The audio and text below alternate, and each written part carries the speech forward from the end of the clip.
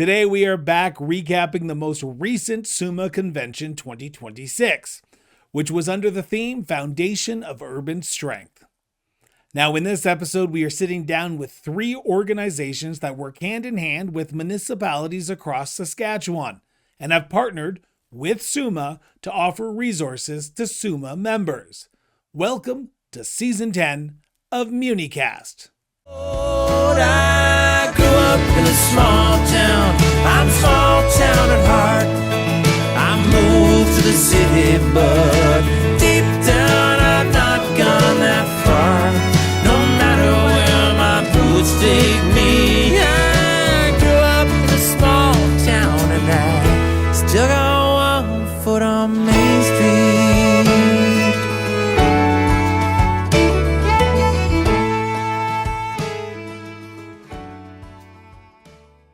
Muni-Cast is brought to you by SUMA, the voice of Saskatchewan's urban municipalities. Muni-Cast discusses topics that are important to municipal leaders, like local governance, best practices, education, and so much more. Now this season, conversations will dive into how municipalities can get the most value from SUMA's offerings, from building meaningful connections through networking to strengthening capacity through education, advancing local priorities through advocacy, and gaining direct access to government officials. Our first interview today is with Tanya Wedling, CEO for SUMA Sure.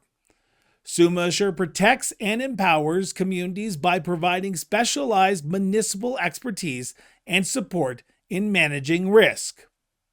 Tanya, thank you so much for sitting down with us on Season 10 of Muni-Cast here at the beautiful SUMA Convention. And I was just told by the previous guest, Jonah, Regina adjacent. We're still in Regina, but not downtown, but we're in Regina. Yes. I want to start, if you don't mind, by giving me and our audience and the people who are listening and watching, what is SUMA Sure? Yeah, great first question. So SUMA Sure, we exist to protect and empower Saskatchewan urban municipalities. We protect them by providing municipal property, liability, crime, and equipment breakdown insurance to them. And then we empower them by giving them resource and tools to help keep their communities safe. And we do that through providing different risk management bulletins, checklists.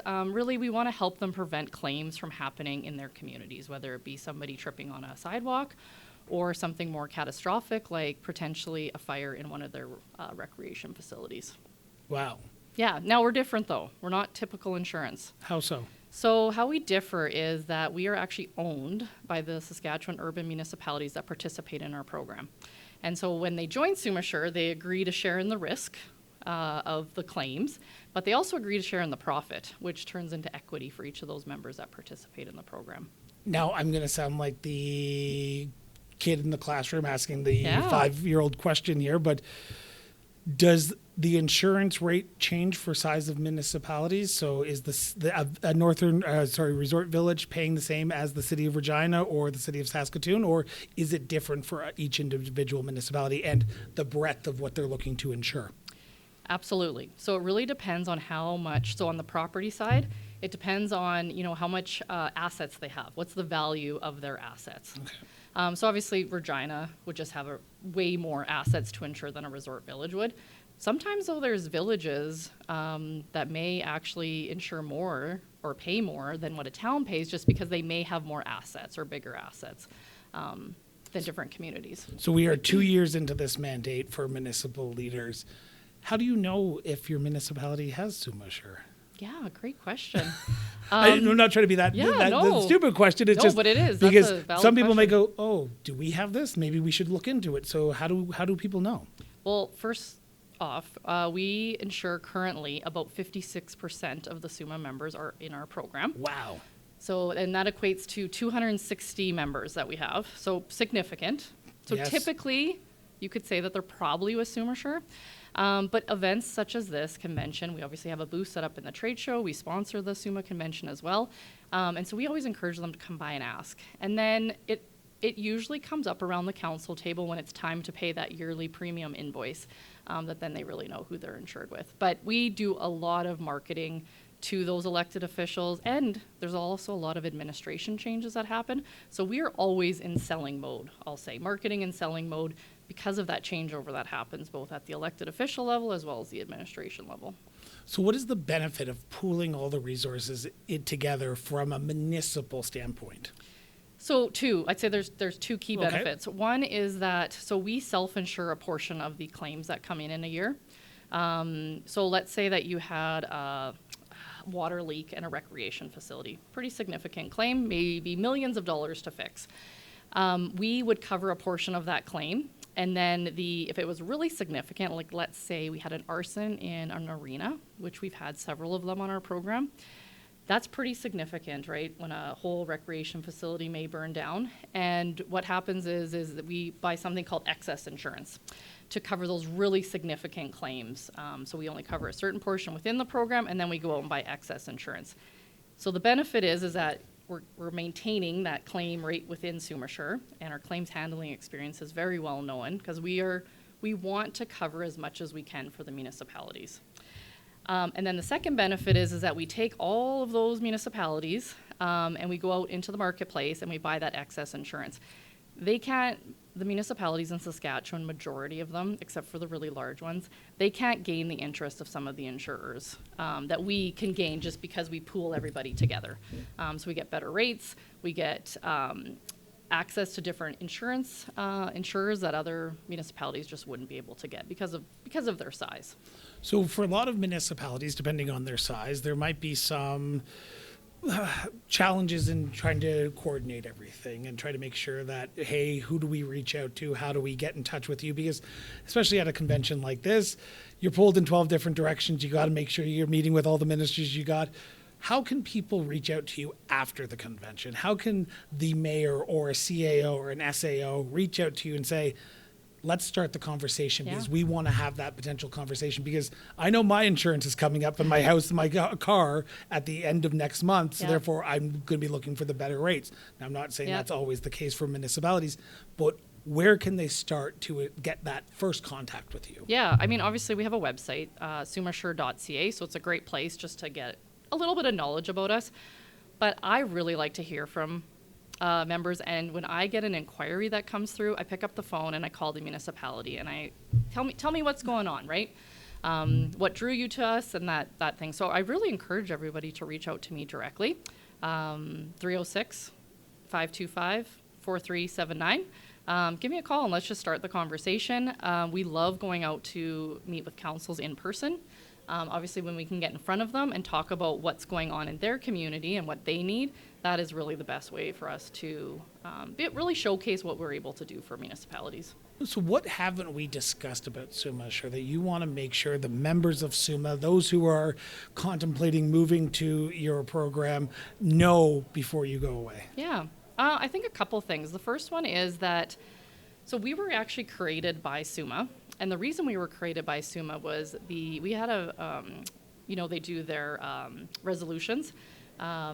So a member of SUMA made a resolution that they wanted SUMA to look at a group purchasing program for insurance.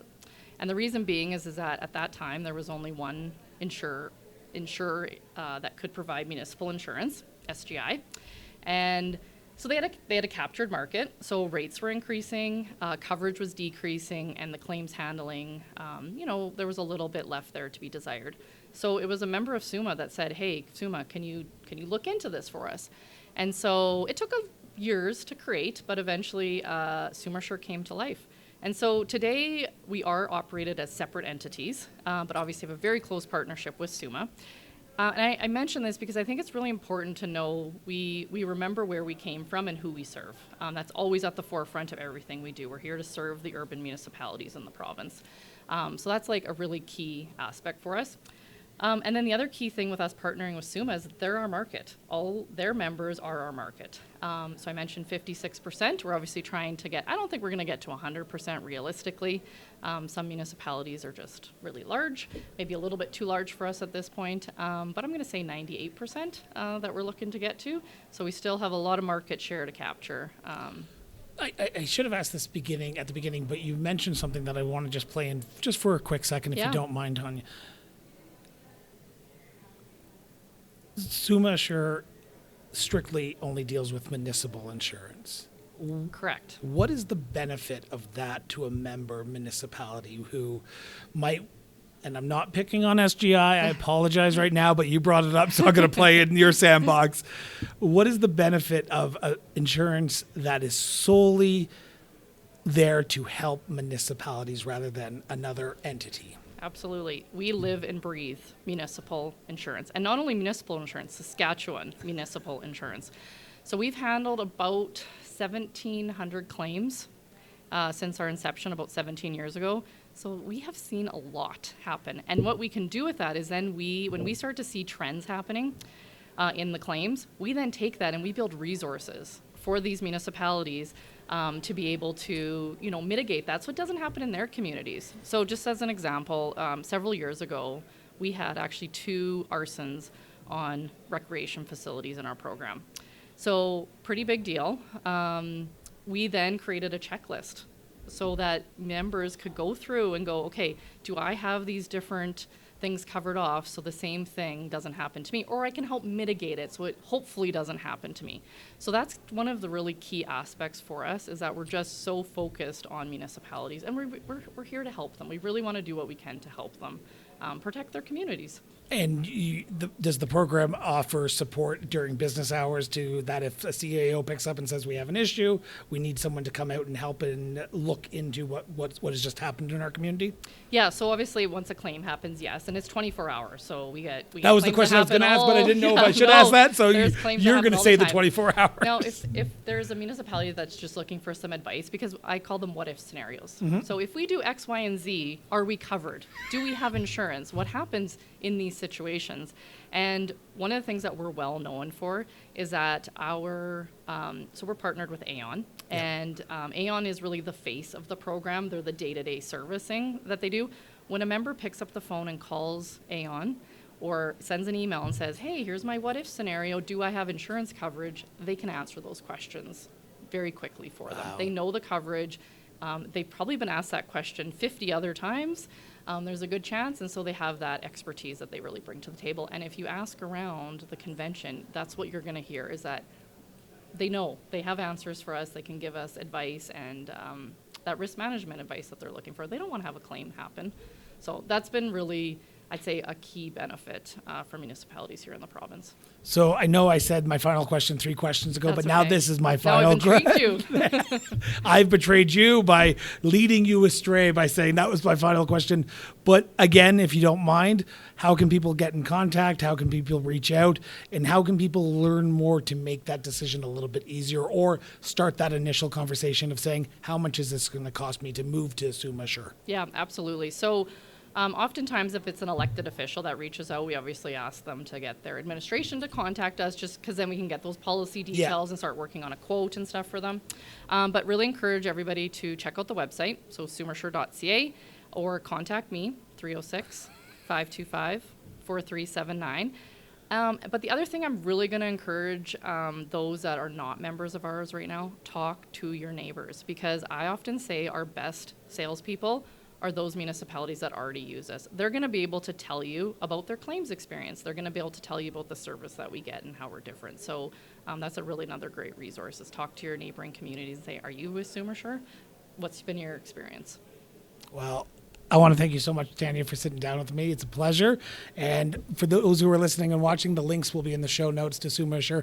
I will not be linking the phone number, because that's just really weird that people are willing to give their phone numbers out willy-nilly. But that's an insurance company for you. Absolutely. You call me. No, absolutely. I really appreciate this opportunity, Chris. I'm always really thrilled to talk about SUMA Sure, and any opportunity we can just to help the municipalities here in Saskatchewan. So thank you. From the smallest villages to the largest cities, every day your urban municipality supports you. The water that travels from tap to sewer, the emergency services that keep you safe, the parks, libraries, and rinks that you enjoy. Our cities, towns, villages, resort villages, and northern municipalities are urban hubs bringing people together.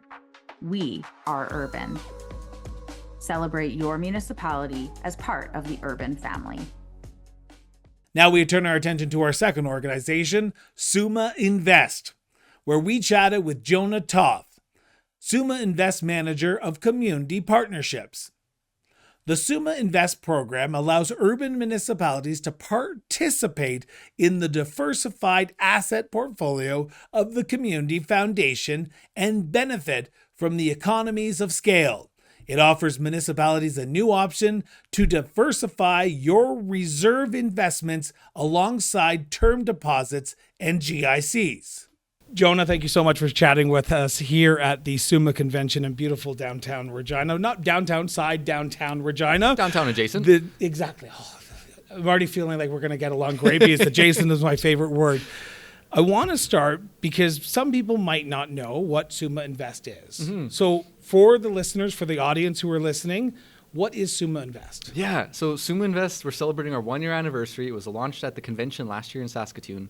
And SUMA Invest is a collaboration between SUMA and Saskatchewan Community Foundation to support communities across our province with municipal pooled reserve investment. And it's the whole idea that we're better off working together, trying to earn more for our communities and leverage the existing investment portfolio of the Saskatchewan Community Foundation. So on that note, what type of benefit does SUMA members get from, I know it's only a year in, but how has the benefit outweighed previous years that you didn't have SUMA Invest? Yeah, so traditionally municipalities have only been able to invest in GICs, term deposits, or even just keep cash in accounts. Now, SUMA Invest is the first investment opportunity approved by the Saskatchewan Municipal Board for communities to pool a portion of reserves. So right now it's up to 25% of unappropriated reserves can be pooled with the SUMA Invest portfolio. And the key benefits are one, the opportunity to earn more than a community may otherwise in GICs or term deposits. And so when we look at our 5-year average return, it's about 9.3%. So a lot better than GICs maybe renewing at 3% or something like that. Of course, historical results do not guarantee future success. Our auditors make sure that we always put that caveat in. But the foundation has a very strong track record. Across our nearly 6-decade history, we're at about 8% average. The other key benefit to SUMA Invest, though, is the liquidity. Because of the Community Foundation's economies of scale, communities can withdraw funds at any time. So you're not locked in, there's no holding period, there's no term. So if there is an emergency that comes up, if you need those funds, you can get them back from SUMA Invest at any point. So traditionally, and I'm going to sort of play the devil's advocate with you for a quick second here, Jonah, I would say you're probably looking at larger cities and larger towns who would want to invest. What is the benefit for all members to invest and work alongside SUMA Invest, whether that be northern municipalities, resort villages, or even towns that may look at that as a potential opportunity? Yeah, and fun fact, the majority of communities that have already joined on with SUMA Invest are smaller communities across the province, resort villages, and towns. And the whole idea is we've tried to make this program accessible to communities of all sizes. The minimum deposit to get started with SUMA Invest is just $10,000. So it's not a massive, you don't need hundreds of thousands of dollars of reserves to get going. And the other key benefit with SUMA Invest is that even if you're starting off with $10,000, you still benefit from the same portfolio as someone investing $1 million with SUMA Invest. And that's really using the Community Foundation's portfolio for the betterment of all communities. Now, the Community Foundation too, and I'll maybe step back just to give a little overview. That was the follow-up question that I was going to ask. Okay, perfect. I read your mind. Look at that, Jonah. So yeah, the Saskatchewan Community Foundation is one of the largest funders of the charitable sector in Saskatchewan. And so we have about a 6-decade history of supporting this province. We're a charity, so we're not doing this to make money. We're doing this to support communities across the province. And the foundation's been trusted over our 6-decade history with about $170 million now, and that we manage. And a large part of that is in endowment funds, or legacy funds as we call them, where we're protecting those funds, investing them as part of this larger asset pool, and then every year a portion of the investment earnings go back to support our communities. In 2025, that was about $7.8 million that went back to support Saskatchewan charities, communities, scholarships, etc.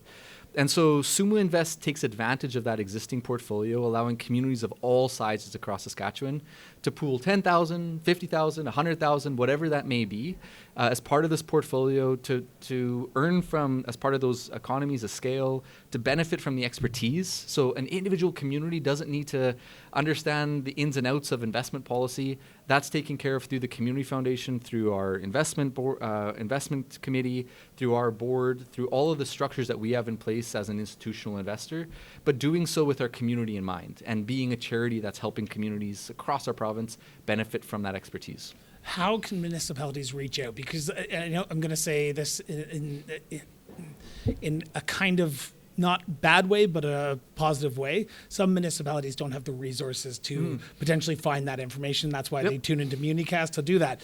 So what is the path to contact yourself or someone at SUMA Invest to start the conversation about potentially investing that first money? Yeah, we try to make it as easy as possible for folks. And so you can find all the information you need on sumainvest.ca. The contact information, all the information about what the steps are to get involved are there. Typically, it starts with a presentation to council. So I've loved jutting around the province and chatting with folks. And so we're more than happy to come out to a council meeting to talk about what SUMA Invest is and how we can work with communities. From there, we get council motions. We do an application to the SMB for approval to invest. And then it's relatively simple thereafter to get the deposit in, get the account set up, and communities can take advantage of the program thereafter. So we are 1 year in since the launch in Saskatoon last year at the SUMA Convention. What's on the horizon? What's on the horizon for SUMA Invest, and what do you see as the future as we continue to move into this new venture that SUMA has done alongside SUMA Invest? Yeah, we're so proud of this partnership with SUMA and unlocking this new opportunity for the pooled municipal reserve investment with SUMA Invest. And, we look to other partners with SUMA, like SUMA Assure, for example. And we hope that one day SUMA Invest is just like SUMA Assure, where it's the majority of Saskatchewan communities participating in this. Because ultimately, we get stronger as we grow. The more communities that join, the larger the investment portfolio, the more that we're hopefully able to return back to communities every year. The other really cool piece of this, and more so on the Saskatchewan Community Foundation side, is other services that we can provide to municipalities. So I'll plant one seed. It's called a no-fee flow-through fund. And the idea of a no-fee flow-through is that the Community Foundation has all the expertise, the efficiencies to accept donations, issue tax receipts, and then support fundraising efforts. And so any community across Saskatchewan can join the Saskatchewan Community Foundation with a no-fee flow-through, whether you're fundraising for upgrades to the rink, the community hall, whether you're building new pathways and recreation facilities in town, whatever it may be that a community's fundraising for, the foundation can support. There's no admin fee, so every dollar that's donated in is tax receipted by the foundation, taking that admin burden off of the administrators, off of the municipality. Donors get their tax receipt immediately, so we make it as easy as possible for donors to give, including unique donations like stocks and securities or mutual funds or credit card donations online. And then the community can access those funds at any time to support the project. So final question before I let you go, Jonah, and it's a big one. And what's your message from SUMA Invest? Sorry, you said SUMA Insure, and that was on the top of my head. But SUMA Invest to members of SUMA today, because you're here at the first day of the convention, like I am. What's your message to SUMA members about the importance of SUMA Invest in their community? Yeah, I think the Saskatchewan Community Foundation is one of the best kept secrets in our province. As a charity that supports communities and charities, all across Saskatchewan, and working in partnership with some of the other community foundations. The SUMA Invest program is one a really unique opportunity. We're quite confident we're the first program of this type in Canada. And so again, Saskatchewan is pioneering something really incredible to support communities in our province, to help put more money back into our communities, ideally through this pooled reserve investment. And we know that as municipalities, there's only so many levers available to generate funds. You can, increase the mill rate and, other service taxes and things like that. But SUMA Invest is leveraging the existing resources that a community has, trying to make the most of those reserves. And that's where we encourage every community to take a look at what the program is, the history that the Community Foundation has in terms of supporting our community, and even just trying out SUMA Invest with $10,000 getting started, and we're confident that we can show communities how this program can benefit their long-term financial stability. I know I said that was my last question, but give us the website one more time for people to be aware how they can start that initial contact. Yeah, exactly. So you can find all the information you need at sumainvest.ca. Perfect. Jonah, thank you so much for doing this. Thank you for the opportunity. And finally, we caught up with Verona Thibodeau, CEO with SEDA, also known as the Saskatchewan Economic Development Alliance. Communities across Saskatchewan face real challenges from economic shifts to population changes. SEDA exists to bring people together, support informed decision-making, and help communities move forward with confidence. Verona, thank you so much for sitting down with me and talking at day one of the SUMA Convention here in beautiful downtown adjacent Regina, because we're not officially downtown, but we're close to it, so we'll say we're downtown adjacent. I want to start, if you don't mind, can you tell me and our audience, what is SEDA? Well, we are a provincial nonprofit. We always like to interject that we're a certified social enterprise because it underlines our mandate of self-reliance, and we always encourage self-reliance in communities and the nonprofit sector, especially now, when there's so many challenges with funding streams. So we're a certified social enterprise. We support communities across Saskatchewan in building capacity, economic capacity. We bridge the economic and the well-being space, so we're a bit of a connector there. Economic development in Saskatchewan really connects the economic drivers and the well-being drivers. So we can be a real bridge between all of those sectors. We like to work with communities and help them action plan and implement. And we do that in various ways through coaching, resources. We're fortunate to have special projects now and then funded by the federal and provincial government. And of course, we work with SUMA, who is a key strategic partner of ours. So let's talk about that partnership between SUMA and SEDA. You work, and you and I have chatted before, so I'm going to ask a repetitive question, but I think people would love to know. What is the benefit to SUMA members who have partnered with SEDA? Well, the partnership is still rather new. We just actually had a team meeting a couple of months ago to see how we can come together in terms of core priorities and how SEDA can provide extra value. So in SUMA's current strategic plan, they have three core functions outlined. One of those functions is capacity building, right? So of course that's a fit for us in terms of economic capacity building, and we're just coming together. Now we are membership based as well, so our members receive the benefit of our programs, our resources, our coaching, and now but we never say no when the phone rings, right? So now we're just trying to, how can we provide more value to SUMA members? Is it through special projects? Some of their core pieces, one of their core areas is priorities is mental health, which ties really nicely into the work we do in community safety and well-being. We're funded by the Ministry of Justice to do community safety and well-being plans for communities. So that's a great alignment. So we're looking for those alignments with key strategic areas of SUMA, how we can add value. We tend to be in the trenches. We don't do advocacy and policy, so we can help activate and implement. That's our piece. Oh, wow. So that's, again, we're just seeing how can we best help them with their priorities and their very extensive membership base here in Saskatchewan. So it sounds like there's a lot of benefit for members of SUMA and members who are with SEDA in the long term. What do you see from a SEDA perspective as the benefit with partnering with municipalities across Saskatchewan and SUMA? Well, SUMA is the collective voice for all the urbans and, highly respected. A great connector in their own right. So that expands our network and capacity to make change. What we're really trying to do behind the scenes is what's referred to as systems change. We're trying to convene all the players so we can make change here in Saskatchewan so communities can be sustainable in a more effective manner. So the more partners we have connected to us, the faster that's going to happen. So we're aligned with, our alignment with SUMA enables us to bridge all the various sectors, the education, the housing, the safety, the well-being, the workforce, and convene organizations perhaps outside of SUMA's scope to serve their members. And what is the biggest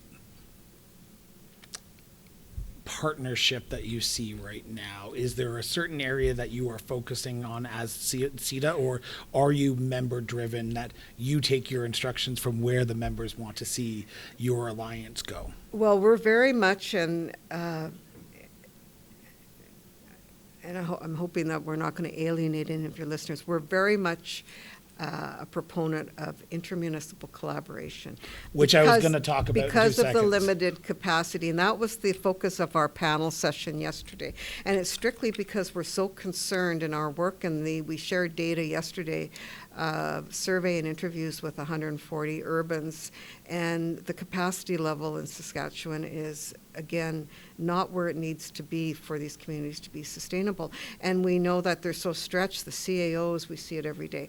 So we are very much a proponent of collaboration between municipalities and nations and other organizations. That is our focus. Right now, we're actually in the trenches with 7 groups of municipalities, and some have the RMs in there. We're doing action planning. We're developing 3 regional websites for 3 of them. So we tend to, as I use that term, in the trenches, we tend to action plan and then hold their hand in order to get these various tasks done and to get to a certain point. So that is our priority, because our mandate is to accelerate generational prosperity. We do that through building capacity, and in order for us to achieve that mandate, collaboration is no longer an option. It really isn't. So we're working with the early It's a must instead. It is a must in Saskatchewan. And so we're working with the early adopters who are ready. It needs to be a coalition of the willing. And we had some individuals in the audience yesterday who are clearly willing and want some help in that manner. So we're excited to I'm hoping that they give us a call. So it sounds like there's a lot going on right now for CETA and its members and municipalities. From your perspective as CETA, what do you see as the thing that's on the horizon that SUMA members should know about what you're doing behind the scenes? Well, I'm not sure there is anything behind the scenes. As I mentioned earlier, we're launching a new comms strategy, which we're excited about, and we're hoping SUMA members will tap into that.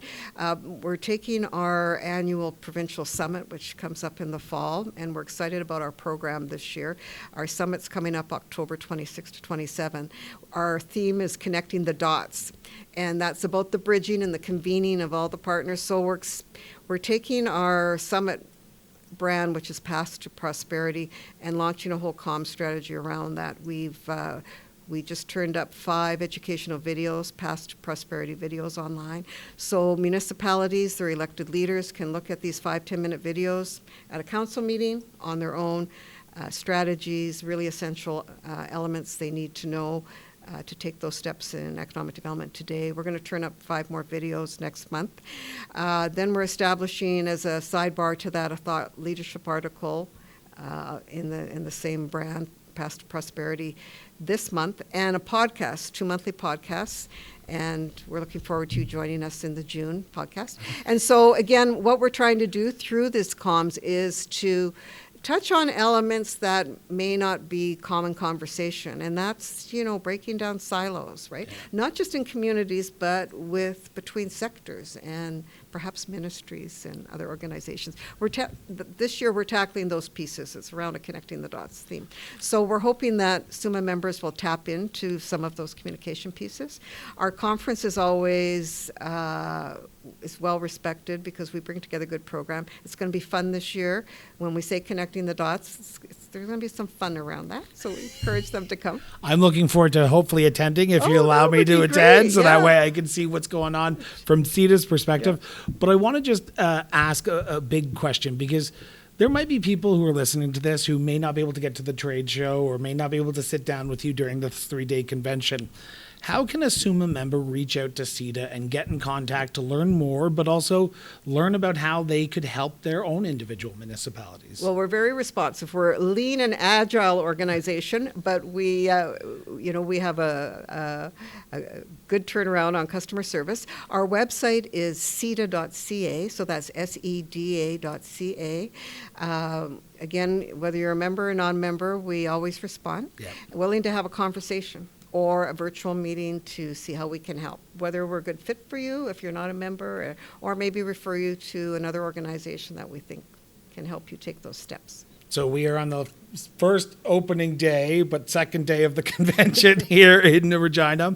What's your message to municipal leaders that you want them to take away before they head back to Regina? And after they get back, they can listen to this episode and say, that's what I should have thought about, and that's how I should be thinking right now. What's your message to municipal leaders? Well, my message is that you're not alone. We're here to help you. And again, if any of those panelists we had on stage, there's folks out there that are here to help. And so whether we can do that directly or we can connect you, that's message number one. Message number two would be collaboration is no longer an option. So we're here to help you with that as well. Verona, always a pleasure to sit down with you and talk to you. Take care. Well, that's our stop for today's episode. If you've been riding along with us this entire show, thank you for sticking around. Whether you're listening on a commute, doing work, walking the dog, or just letting the conversation run in the background, it means a lot you've spent this time with us today.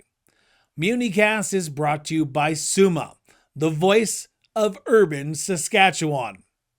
So, wherever you're headed next, tomorrow, tonight, or sometime down the road, remember that curiosity is a pretty good compass along the way. Thanks again for tuning in to MuniCast. Until next time, take care of yourself, and we'll see you down on Main Street. I grew up in a small town.